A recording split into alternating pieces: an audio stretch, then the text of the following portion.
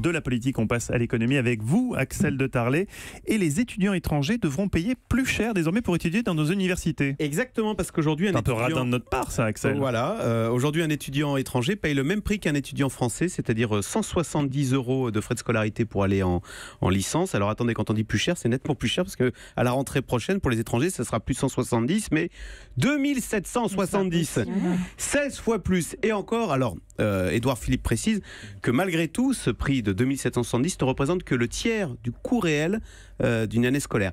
Alors je précise, et c'est important, ça ne concerne que les étrangers hors de l'Union européenne. Ceux qui sont dans l'Union européenne continueront à payer 170 €. Alors Édouard Philippe assume parfaitement. Il dit « Un étudiant étranger fortuné paye les mêmes droits d'inscription qu'un étudiant français peu fortuné dont les parents résident et travaillent et payent des impôts en France depuis des années. » Alors que disent les syndicats étudiants? Alors ils protestent, la FAGE et l'UNEF protestent. Ils estiment que la France impose une sélection par l'argent et qu'on va se priver d'étudiants talentueux mais qui simplement n'ont pas les moyens de payer les 2800 €. Alors si vous voulez voir d'où ils viennent, les étudiants étrangers, 45% viennent d'Afrique, donc 19% de l'Union européenne, 16% d'Asie, 9% d'Amérique, 4% du Moyen-Orient.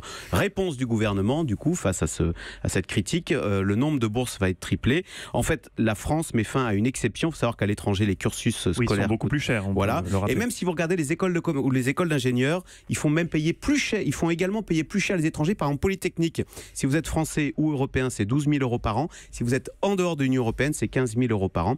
Alors, ce qui est un petit peu curieux avec cette annonce, c'est que Édouard Philippe espère monter en gamme et attirer plus d'étudiants étrangers. Ça reste à démontrer.